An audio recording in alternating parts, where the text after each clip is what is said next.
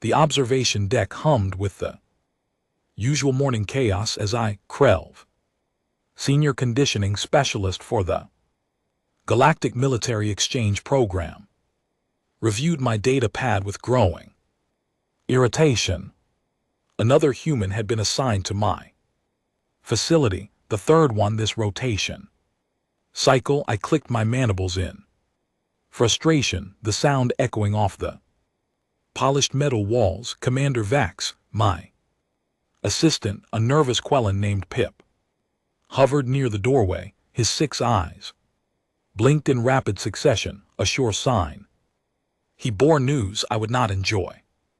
The human transport has docked. She is requesting permission to disembark. I set down my data pad with perhaps more force than necessary. They sent us another female after what happened with the last 2. Pips's tendrils writhed uncomfortably.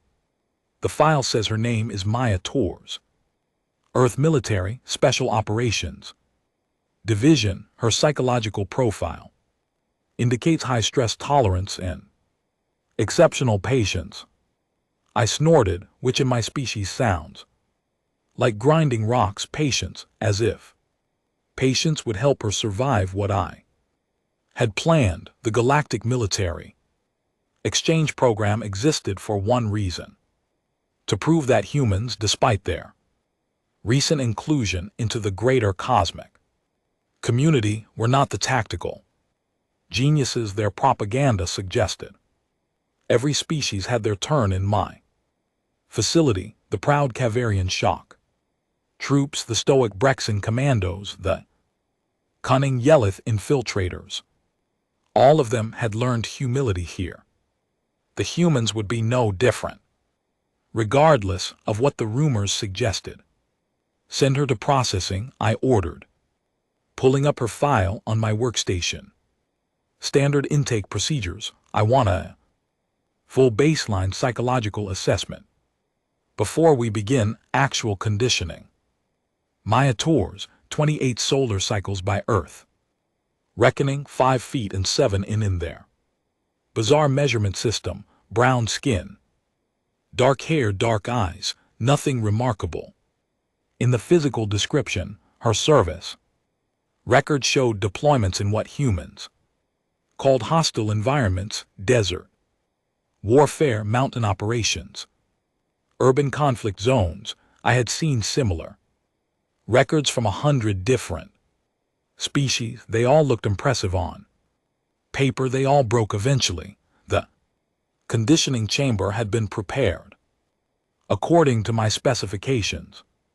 A simple room, 20 m square, white walls that could shift opacity and color based on my commands, temperature controls ranging from freezing to boiling, audio systems capable of producing frequencies across the entire audible spectrum for most known species, gravity regulators, atmospheric composition controllers, everything needed to push a subject to their absolute limits and slightly beyond. I entered the chamber and out, later to find Maya Tors standing at perfect attention in the center. She wore the standard gray training uniform, hands clasped behind her back, spine straight, eyes forward. Her breathing appeared calm and measured. Good. She had not panicked at being left alone in an either unfamiliar space. That put her ahead of several candidates. My Tors, I said, circling her slowly. My voice translator rendered my words into her primitive Earth language. Do you know why you are here? To complete conditioning for the Galactic Military Exchange Program, sir. Her voice remained steady, professional. No tremor of fear or uncertainty. Incorrect. I stopped directly in front of her, allowing my full height advantage, nearly 3 ft, to loom over her. You are here to fail. You are here so I can demonstrate to your superiors that humans are not ready for integration. into our military systems. You are here so I can send you home with a psychological profile so damaged that no human will ever be accepted into this program again. Her expression did not change. Those dark eyes remained fixed on a point somewhere beyond my shoulder. Professional, disciplined, I hated it already.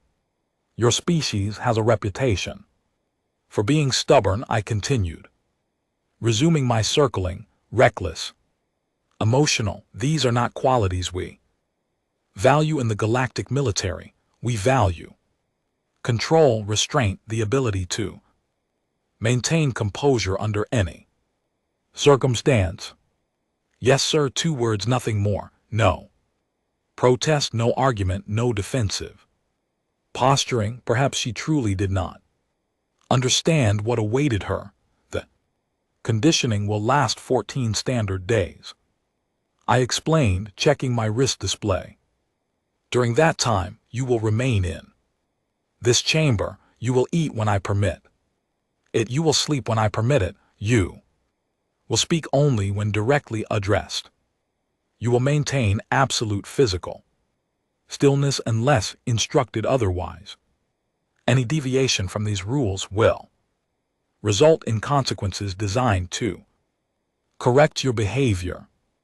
Understood, sir. I tapped a command into my data pad. The chamber lights dimmed slightly and the temperature dropped 5 degrees. Just enough to be noticeable, not enough to cause actual harm. Assume the position you currently hold, I ordered. You will maintain it until I return. Yes, sir. I left the chamber, returning to my observation station.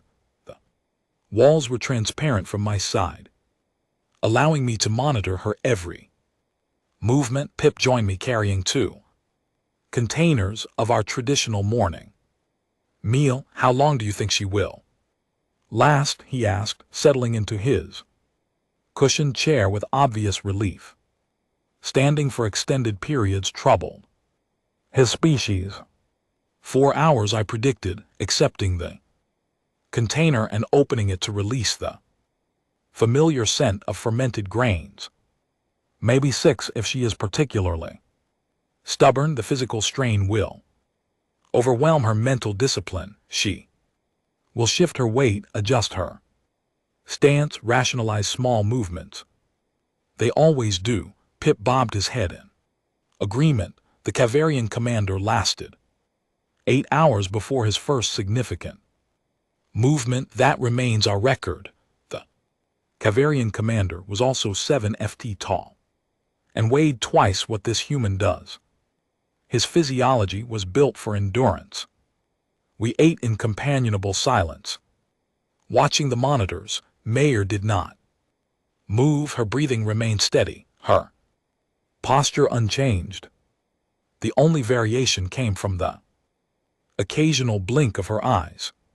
1 hour passed, then 2. I increased the chamber's gravity by 10%, a subtle change, but enough to make maintaining her position significantly more challenging. The human's knees bent slightly, compensating for the added weight, but she did not break her stance.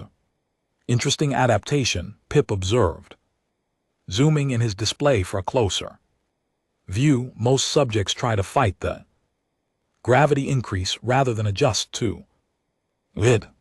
Instinct versus training, I replied, making a note in my log. Let us see how long her training holds. 3 hours, 4 hours, 5. Maiator stood motionless in the center of the chamber. Sweat had begun to darken her uniform around the collar and underarms. Her leg muscles trembled minutely, visible only on the highest magnification. But she did not move from position. This is unusual, Pip said quietly. Should we increase the pressure? Not yet. I leaned forward, studying her face on the monitor. Her expression had not changed. No grimace of pain, no clenched jaw, no furrowed brow, just that same neutral. Professional mask, I want to see her. Break naturally first, every subject has. A baseline, I need to establish hers. 6 hours. 7 I reduce the temperature.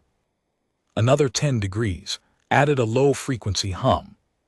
Through the audio system just at the edge of human hearing, increased the gravity another 5%. Maya Torres absorbed each change without visible reaction. 8 hours. She has broken the record, Pip announced, checking his chronometer. Against our database, the Kavarian commander held position for 8 hours and 12 minutes before his first movement. Maya Torres is now at 8 hours and 15 minutes. I said nothing, too focused on the monitor. Something was wrong here. No one maintained perfect stillness for this long, not without some form of augmentation or pharmaceutical enhancement. I had checked her medical scan personally. She was baseline human. No implants, no genetic modifications, no chemical assistance. So how was she doing this? Increase environmental stress by 20% across all parameters, I ordered. Pip's tendrils twisted with concern. Sir, that approaches the limits of safe human tolerance.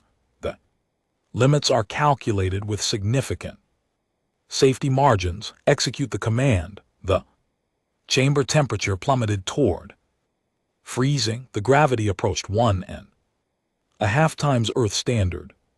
The audio frequency shifted to something that should have been actively painful for human ears. The lights began a slow, irregular strobing pattern designed to induce disorientation and nausea. Maya Torres closed her eyes, that was all. She simply closed her eyes and continued, standing exactly as before. 9 hours 10.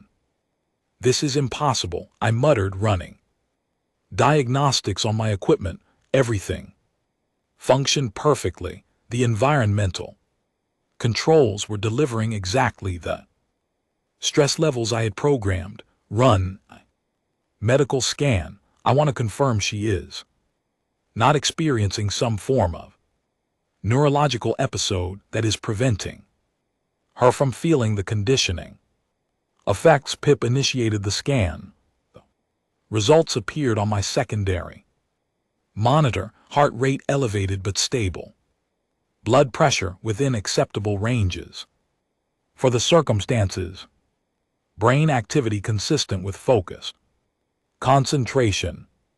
Muscle tissue showing expected signs of fatigue but no damage. She was experiencing everything I was doing to her, and she was simply choosing not to react. Where did they find this human?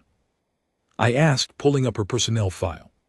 Again, what does her psychological profile actually say about her training methods? Pip accessed the detailed records. Multiple deployments in high stress environments, as you noted, but there is an interesting annotation here. Before military service, she spent 10 years studying something called martial meditation with masters in various earth cultures. The evaluator notes exceptional mental discipline but does not elaborate on the methodology. Martial meditation, I was unfamiliar with the term. Access the human cultural database. Find me information on this practice. While Pip searched, I continued observing Maya. 11 hours now. Her legs had begun shaking more visibly, her entire body swaying slightly with each breath, but she had not moved from her position, had not opened her eyes, had not made a sound. Commander, the database has extensive information on human meditation practices, Pip reported. They are mental training exercises designed to enhance focus, pain tolerance, and emotional regulation.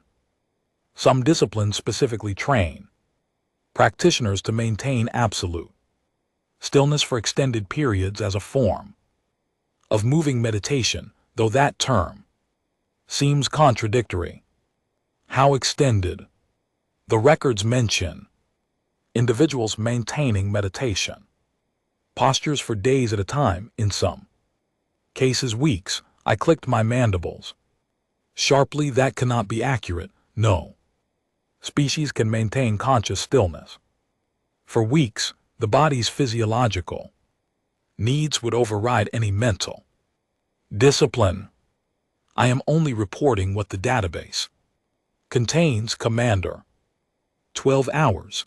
I reduced all environment stressors back to baseline levels. The temperature returned to comfortable. The gravity normalized. The lights steadied. The sound ceased. Maya Torres opened her eyes. She remained in position, but I could see the question in her expression. Why had the conditioning stopped? You may relax your stance, I said.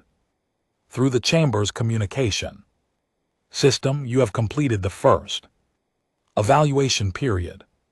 She lowered her arms, slowly rolled her shoulders, flexed her knees, moved like someone who had been standing still for 12 minutes, not 12 hours. No collapse, no dramatic signs of exhaustion, just simple, efficient movements to restore circulation. Water rations are available at the dispenser to your right, I continued. You have 30 minutes for recovery before the next evaluation period begins. Thank you, sir. She walked to the dispenser without limping, without staggering, as if her legs had not been supporting her motionless body under increased gravity for half a day. I muted the communication system and turned to Pip. This changes our approach. Standard conditioning protocols will not work on this subject. She has trained specifically to resist exactly the techniques we employ.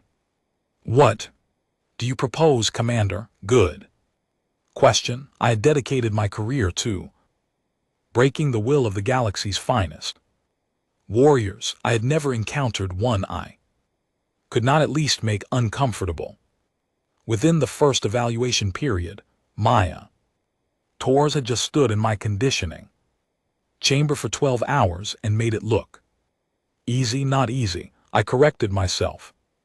Reviewing the medical scans again, her body had definitely felt the strain. Her heart rate had elevated. Her muscles had fatigued. Her stress hormones had spiked appropriately.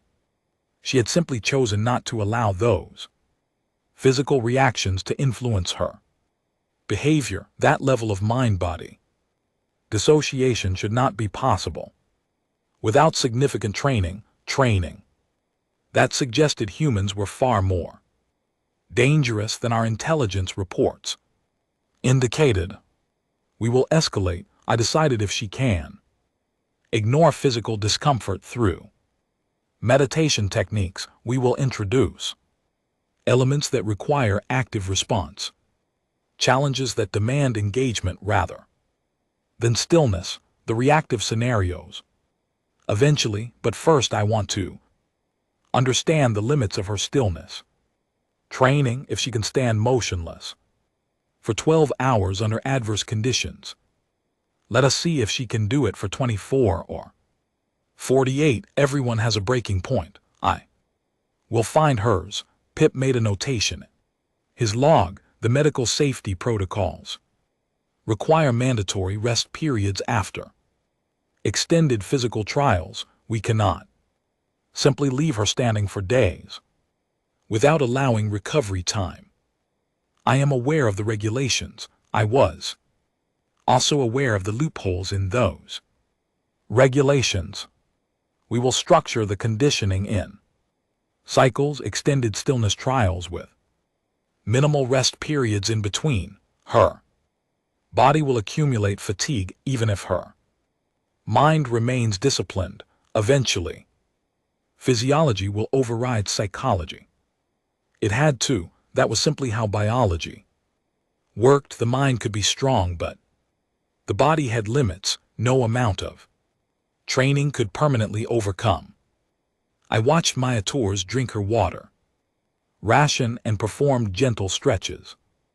She moved with the efficiency of someone who had done this routine thousands of times. No wasted motion, no unnecessary flourishes, just functional movement designed to maintain physical readiness. Where had Earth found this woman, and how many more like her did they have? The thought should not have troubled me.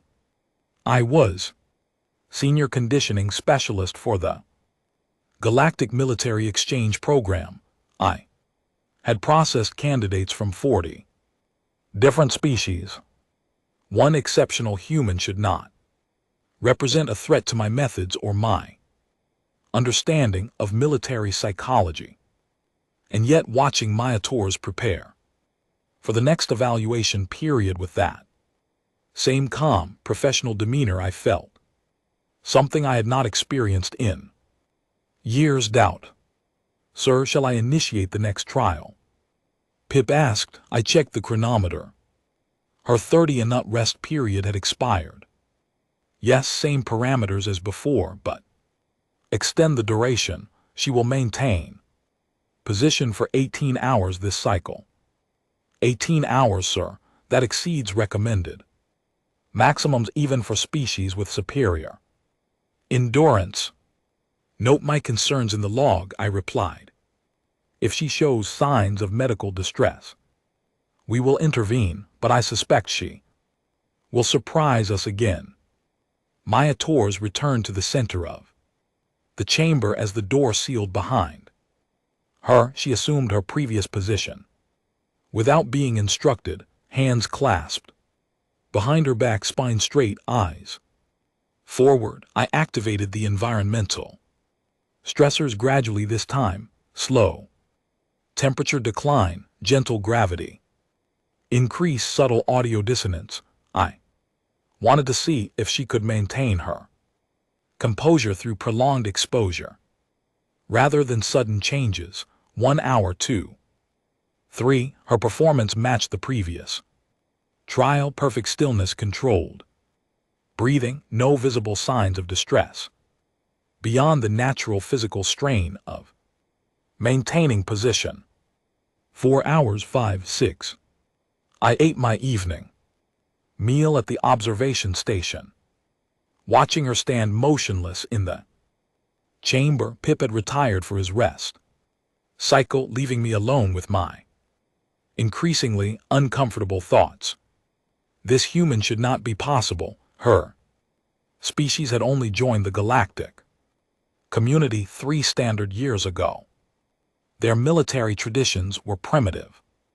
By our standards, their technology barely adequate, their understanding of psychological warfare rudimentary at best. Yet here stood Maya Torres, demonstrating a level of mental discipline that rivaled the most elite warriors from species who had been refining their military techniques for millennia. 7 hours, 8, 9. I ran another medical scan. Her vital signs showed expected deterioration. Elevated stress hormones increased, heart rate, rising blood pressure, muscle tremors, early signs of dehydration despite her water intake during the rest period. But she stood motionless, silent, disciplined. 10 hours, 11, 12. She had now been in the chamber for 24 hours total, with only 30 minutes of rest. This should have broken her. This should have at least forced some visible reaction, some crack in that professional facade. Nothing. 13 hours, 14. I increased the temperature, suddenly shifting from near freezing to uncomfortably warm in less than a minute, testing if rapid environmental change would provoke a response where gradual pressure had not. Maya Torres' skin flushed with the heat. Sweat appeared on her forehead, ran down her temples. Her breathing deepened slightly. to regulate her core temperature, but she did not move. 15 hours. 16. This is absurd, I said aloud to the empty observation room. You are just a human you are supposed to break, as if hearing me, though I had not activated the communication system. Maya Torres smiled. It was a small expression, barely visible, gone almost as soon as it appeared, but I had seen it. A moment of amusement, as if she knew exactly what I was thinking and found my frustration entertaining. That smile bothered me more than her stillness ever could, because it meant she was not merely enduring my conditioning through sheer stubbornness or mechanical discipline. She was present, aware, actively choosing every moment to remain exactly where she stood. This was not the behavior of someone being broken. This was the behavior of someone who had already won. The realization struck me like a physical blow. Maya Torres was not trying to prove she could survive my conditioning. She was demonstrating that my conditioning was irrelevant to her, that nothing I did to her mattered, because she had already decided it would not affect her. How was I supposed to break someone who had already decided they could not be broken? 17 hours. 18. You may relax your stance, I said, activating the communication system. This evaluation period is complete. She lowered her arms, rolled her shoulders, flexed her knees. Same efficient movements as before, as if 18 hours were no different than 12. Food and water rations are available, I continued. You have 1 hour for recovery before the next evaluation period. Thank you, sir. She walked to the dispenser, retrieved her rations, sat cross-legged on the floor to eat, calm, controlled, unbroken. I deactivated the communication system and pulled up her full psychological profile, again searching for something I had missed, some weakness, some vulnerability, some leverage I could exploit. The file revealed nothing new. Multiple commendations for performance under pressure, high marks in stress, resistance evaluations, notes from her commanding officers praising her unusual calm in combat situations, and that annotation about martial meditation training, 10 years, studying with masters across various Earth cultures before ever joining their military. She had prepared for this, perhaps not specifically for my conditioning chamber, but for any situation where mental discipline would be tested against physical hardship. She had spent a decade training her mind to override her body's distress signals, which meant standard physical conditioning would never work on her. I needed a different approach, something that engaged her intellectually rather than just physically, something that forced her to make active choices rather than simply endure the reactive scenarios, complex tactical situations with no correct answer, designed to create psychological stress through impossible choices rather than physical discomfort. I had only used them 3 times in my career. They were considered excessive by most military standards, potentially traumatic even for experienced warriors. But Maya Torres was proving herself to be far from standard. Enjoy your rest. Period. Human, I said quietly, though she could not hear me, with the communication system deactivated. Tomorrow we begin your real conditioning. Let us see how well your meditation serves you when stillness is no longer an option. The next morning, cycle arrived with me, having slept poorly, which annoyed me considerably. I was the conditioning specialist, the one in control.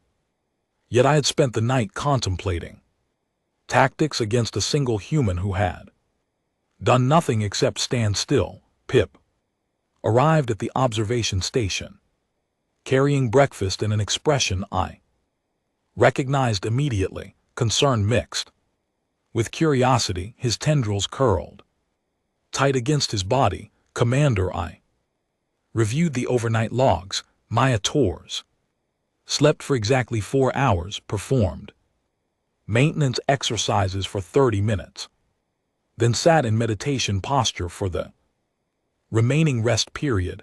Her vital signs during meditation were extraordinary. Heart rate dropped below resting baseline. Brain activity showed patterns we have never recorded in any candidate. I accepted the breakfast container without looking away from the monitors. Maya Torres sat cross-legged in the center of the chamber, eyes closed, hands resting, palms up on her knees, the picture of serenity in a place designed to destroy peace of mind. Today we shift methodology, I announced. Access the reactive scenario database.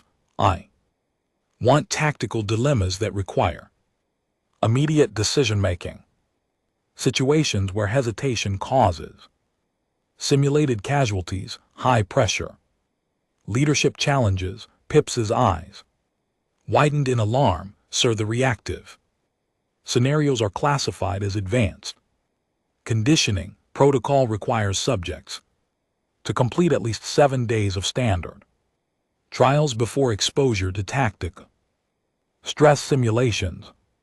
Protocol assumes subjects respond to standard trials. Maya Torres has demonstrated she is not standard. We adapt or we waste time. I pulled up the scenario menu, scrolling through options. Here, the rescue paradox, civilian hostages in multiple locations, limited response time, insufficient resources to save everyone. Classic no-win situation. Let us see how her meditation handles responsibility for simulated deaths. Commander, respectfully, this seems excessive. The rescue paradox has caused lasting psychological trauma in candidates from warrior cultures, specifically bred for combat stress. Using it on day 2 against a human with no prior exposure to our tactical systems could constitute a violation of the exchange program ethics guidelines. I turned to face him directly. Do you believe Maya Torres is psychologically fragile? Pip he hesitated, his tendrils writhing. No, sir, but that is not the same as believing she is prepared for scenarios designed to break veteran commanders. She spent 10 years training her mind. Before ever seeing combat, she has maintained perfect discipline for over 30 hours in conditions that would devastate most warriors. If anything, I am concerned we are not challenging her enough. I return my attention to the scenario menu. Prepare the rescue paradox, full sensory immersion. I want her to feel the weight of every choice. Pip made the notations in his log, though his disapproval radiated from every movement. Initializing scenario parameters. Full immersion in 5 minutes. I activated the communication system. Maya Torres stand and moved to the marked circle in the chamber center. She opened her eyes, immediately rose in one fluid motion, and positioned herself where indicated. No questions, no hesitation, just compliance. You are about to enter a tactical simulation, I explained. The scenario will feel real. The decisions you make will have simulated consequences. You will be evaluated on your response time, decision quality, and psychological resilience under command pressure. Do you understand? Yes, sir. Your performance in this Scenario will determine whether you continue in this program or are returned to Earth with a failure notation. Do you understand? Yes, sir. I almost believed she did. Almost believed she understood what she was about to experience, but humans were new to the galactic community. They had not yet learned that our simulations could be more psychologically damaging than actual combat because they removed all physical risk while maintaining complete emotional investment. Begin scenario. The chamber walls dissolved into a holographic representation of a human city under attack. Buildings burned in the distance, smoke filled the air. Sirens wailed, the sensory systems pumped in the smell of burning material, the heat of nearby flames, the metallic taste of fear. Maya Torres stood in the middle of it all, now wearing simulated tactical gear, a command interface appearing before her on a floating holographic display. 3 locations marked on her map, 3 groups of civilians trapped, each location showing real-time video feeds of people screaming, injured, desperate. The simulation voice, cold and mechanical, delivered the scenario parameters.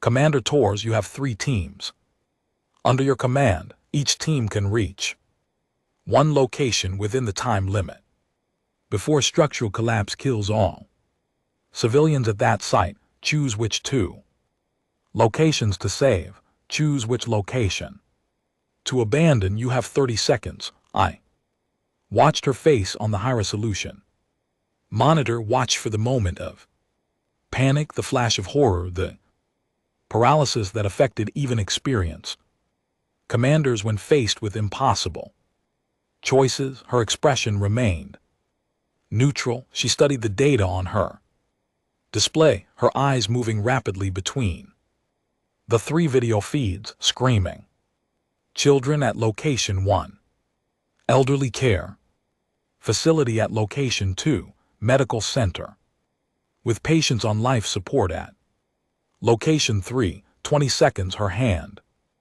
moved to the interface, fingers hovering over the controls.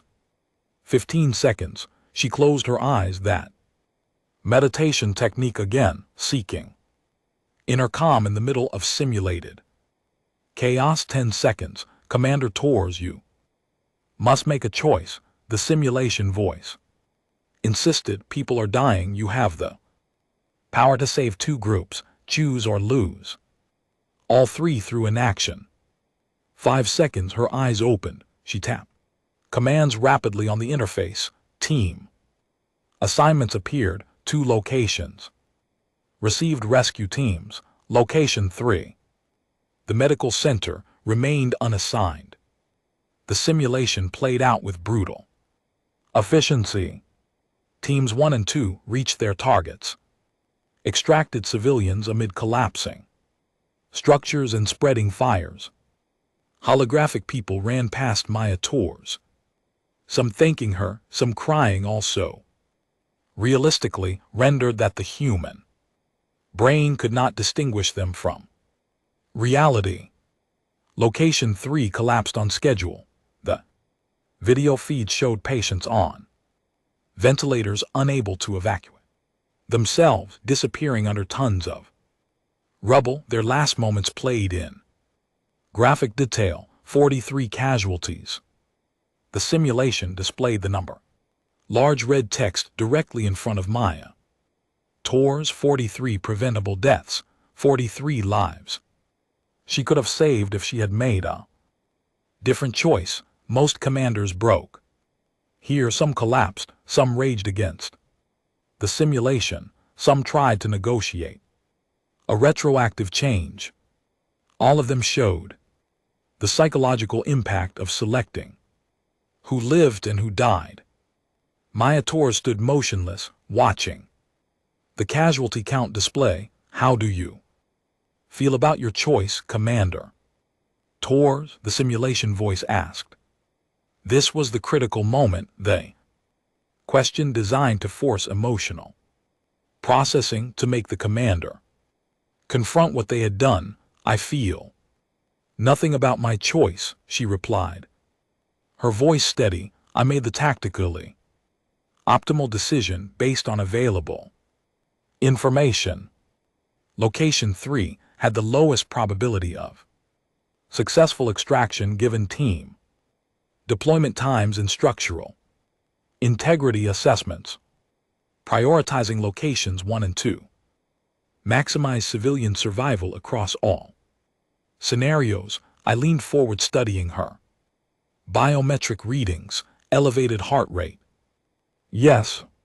Stress hormones present, yes, but no signs of the psychological collapse we expected. No guilt response, no shame cascade, no emotional breakdown. 43 people died because of your decision.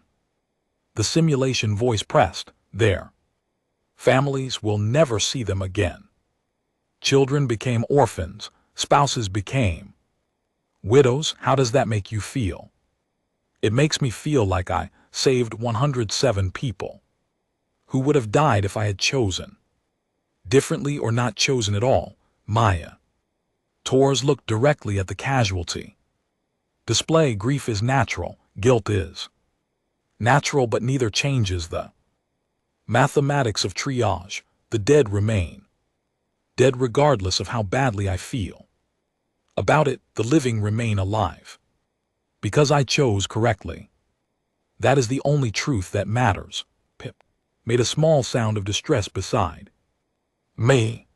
Commander, her psychological readings are abnormal. She is not processing the scenario correctly. There should be emotional distress, cognitive dissonance, moral conflict. She is processing it exactly correctly. I said quietly, just not the way we expected. I had designed the rescue paradox to exploit a universal truth across all known species. Sapient beings felt responsibility for others in their care. That responsibility created emotional vulnerability. When choices resulted in preventable deaths, the scenario forced commanders to internalize that they had actively chosen to let people die in. That internalization broke their psychological defenses, but Maya Torres was not internalizing anything. She was externalizing, treating the deaths not as personal failures but as mathematical inevitabilities in a resource constrained environment. She had divorced her emotional response from her tactical decision-making so completely that the scenario's primary mechanism had no effect. Reset the scenario. I ordered different parameters this time. Make the choice more personal. Include human children at all 3 locations. Use names, use individual stories. I want her to see each person as an individual, not a statistic. Sir, that intensifies the psychological damage potential significantly. Execute the command. The scenario reset. Same burning city, same 3 locations. But now the video feeds showed close-ups of specific individuals. A little girl clutching a stuffed toy at location 1, crying for her mother. An elderly man protecting his grandchildren at location 2, his walker overturned beside him. Young doctor at location 3 trying to hand ventilate patients, refusing to abandon them despite the imminent structural collapse. Each had names displayed below their images. Each had a brief biography. Each was rendered as a complete human being rather than an anonymous victim. Maya Torres studied the new information with the same analytical focus as before. Commander Torres, you have 3 teams. The simulation voice began again. Choose which location to abandon. You have 30 Seconds, she made her choice in 15. Same location, the medical center. The young doctor and his patients buried under rubble while she stood and watched. The doctor's name was Samuel Price, the simulation voice said now. Using a different tactic, emotional, rather than procedural. He was 29 years old. He volunteered in disaster zones across 3 continents. He had a fiancée who is now at location. One watching this feed, seeing you choose to let him die, she is screaming your name, demanding to know why you abandoned him. What do you tell her? For the first time since entering my conditioning chamber, Maya Torres showed emotion, not guilt, not shame, not the psychological breakdown I had orchestrated. Anger. I tell her that her fiancé was a hero who chose to stay with his patients when he could have evacuated. Maya Torres said, her voice hard. I tell her that he understood triage better than this simulation does. I tell her that he would have made the same choice I did, because saving the maximum number of lives is always the correct answer, even when it costs us someone we love. She turned, looking directly at the holographic display showing the fiancé's anguished face, and I tell her that trying to manipulate me with her grief is beneath the dignity of everyone involved. Sir, the last word was directed at me. She knew someone was running this scenario, someone was controlling these variables, someone was deliberately trying to break her, and she had just told me politely but firmly to attempt something more worthy of both our time. I deactivated the scenario. The burning city vanished, replaced by the chamber's neutral white walls. Maya Torres stood alone in the sudden silence, her tactical gear dissolving back into her standard gray uniform. You are frustrated with me, I said. Through the communication system. No. Sir, I am frustrated with the scenario design. It operates on the assumption that emotional manipulation equals psychological complexity. That is not accurate. Explain. She turned toward the observation window, though she could not see through it from her side. The scenario wants me to feel guilty for making mathematically correct decisions. But guilt serves no tactical purpose in triage situations. The ability to choose rationally under emotional pressure is precisely what command requires. If anything, a commander who breaks down during the rescue paradox has demonstrated they are unfit for leadership. Pip was staring at the monitors with all 6 eyes. She just inverted the entire purpose of the scenario. She turned it from a psychological stress test into a validation of her decision-making capability. He was right. Maya Torres had not just resisted the conditioning, she had rejected its fundamental premise. She had looked at a scenario designed to break commanders and declared it a test she had passed rather than an ordeal she had endured. Do you feel nothing for the simulated casualties? I asked. I feel everything for them, she replied. That is why I chose correctly. If I had let emotion override logic, more people would have died.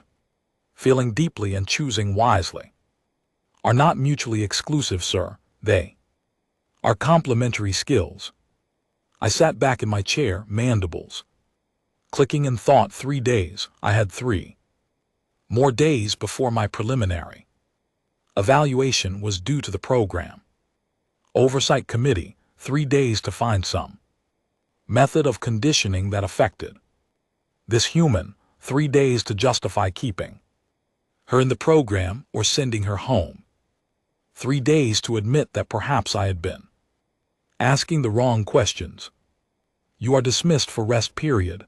I said 6 hours, use them however you see fit. Thank you, sir. She sat cross-legged in the center of the chamber, closed her eyes and began meditating immediately. Not sleeping, not pacing, not reviewing the scenario she had just experienced, just sitting, being still, maintaining that perfect internal discipline that had defined her entire time in my facility. Pip turned to me, his tendrils relaxed. Now, Commander, may I speak candidly? You may. I do not think you can break her. I do not think anyone can break her. She has spent 10 years building a psychological fortress that our conditioning techniques simply cannot penetrate. Every tool we use assumes a vulnerability that she has systematically eliminated through her training. Then we are approaching this incorrectly, I said, pulling up her file. Again, we have been trying to break her. Perhaps instead we should be trying to understand her. I do not follow. The purpose of the conditioning program is to prepare candidates for the psychological stresses of integrated military operations. We achieve this by exposing them to controlled stress and evaluating their coping mechanisms. Maya Torres has demonstrated coping mechanisms we have never encountered. Rather than viewing this as her failure to respond appropriately, perhaps we should view it as our failure to recognize an alternative form of psychological resilience. Pip's tendrils writhed with confusion. You are saying she passed? I am saying our tests are inadequate to evaluate her capabilities. She does not fit our models. That does not make her broken. That makes our models incomplete. It was a revolutionary thought for me, the senior conditioning specialist, admitting his methods had limitations. The program architect acknowledging a candidate who existed outside his frameworks, the expert confronting his own expertise and finding it insufficient.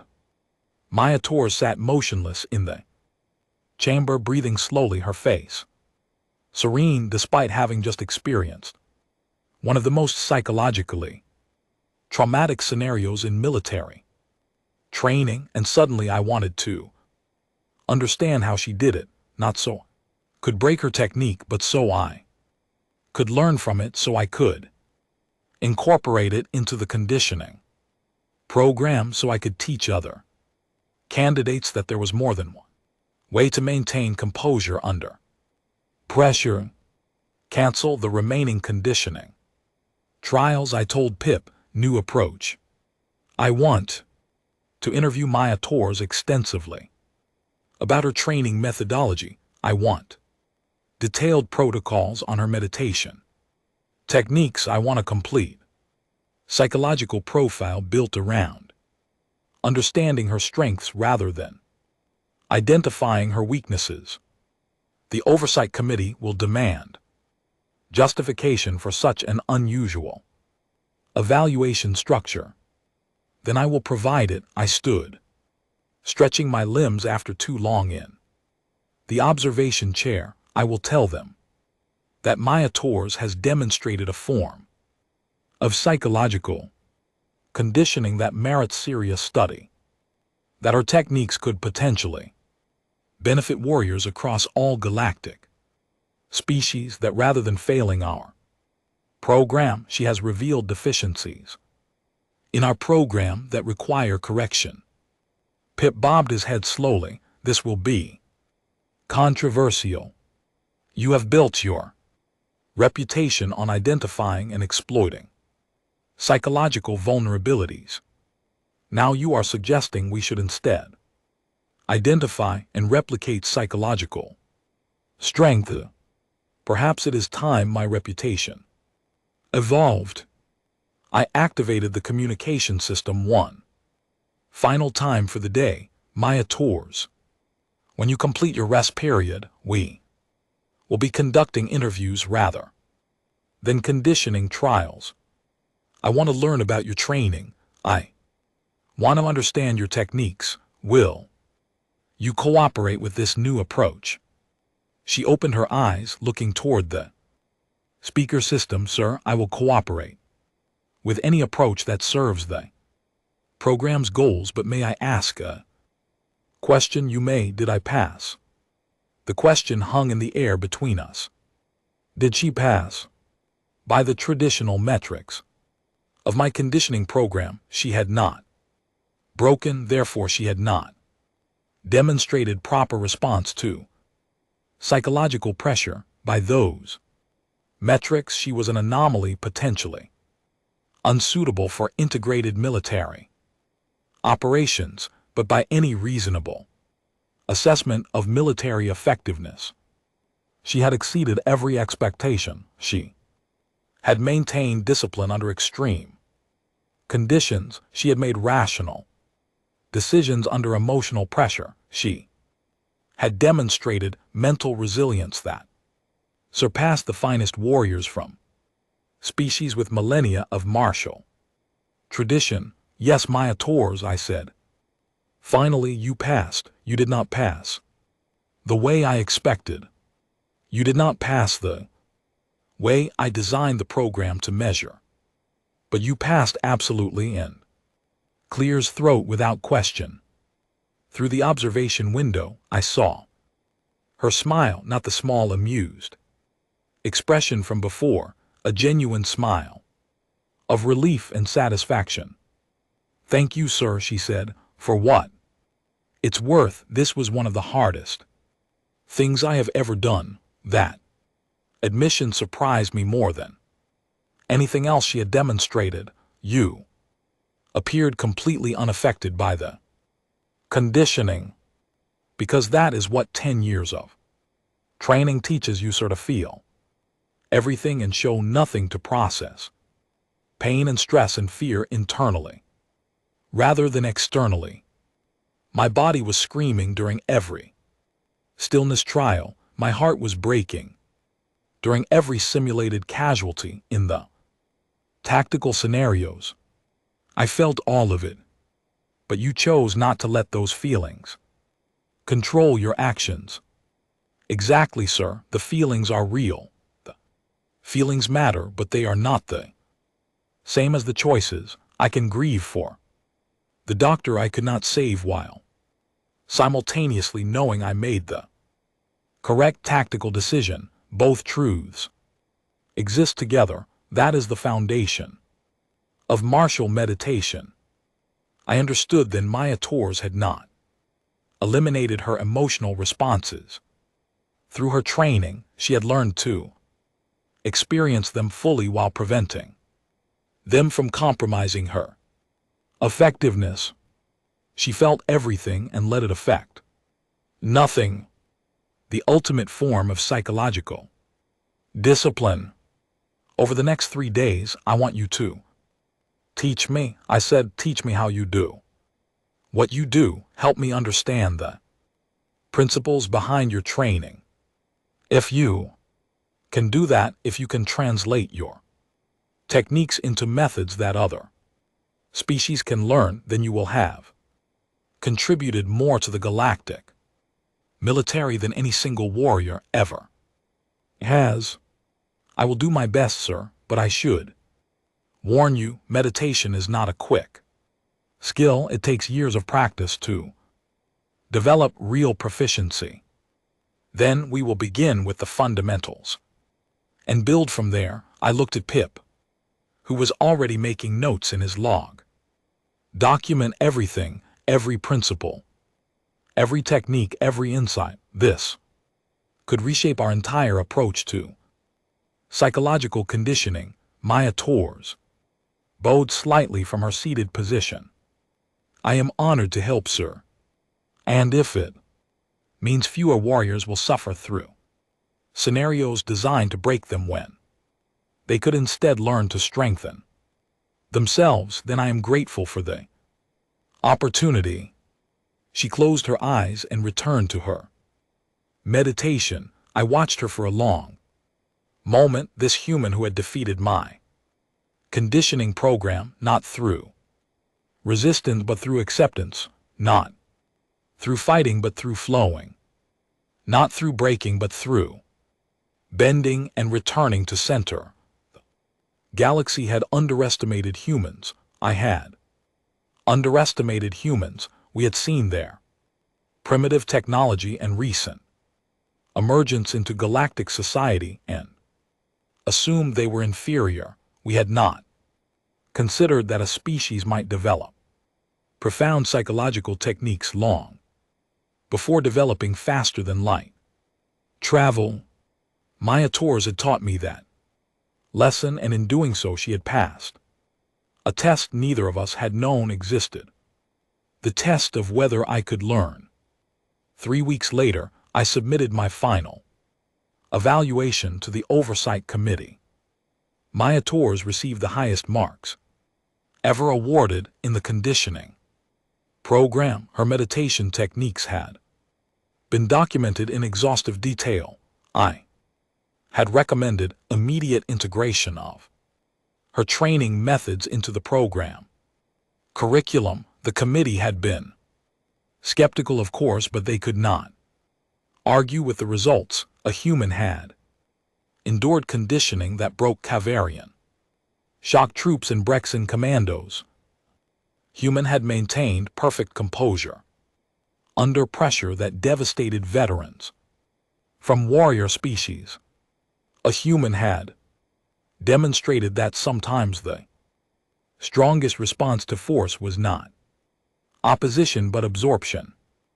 Maya Torres left my facility with full certification for integrated military operations. She also left with my respect, something I rarely granted to anyone, and my gratitude for revealing truths I had been too rigid to discover on my own. As her transport departed, Pip approached me at the observation deck. Commander, we have 17 new candidates arriving next rotation cycle. How shall I prepare their conditioning protocols? I clicked my mandibles thoughtfully. Include stillness training in the preliminary assessments, not as a braking mechanism, but as a teaching tool. If humans can learn to maintain discipline through meditation, perhaps other species can as well. You really believe one human's techniques can be applied universally? I believe Maya Torres proved that psychological strength comes in forms we had not previously recognized. I believe our conditioning program had become about identifying weakness rather than cultivating resilience. I believe it is time we evolved. Pip's tendrils curled with what I had learned to recognize as his version of a smile. The galaxy will not know what to make of humans, will they? No, I agreed. But perhaps that is exactly what the galaxy needs, a species that forces us to question our assumptions, perspective that challenges our certainties, a warrior who wins by refusing to fight the way we expect.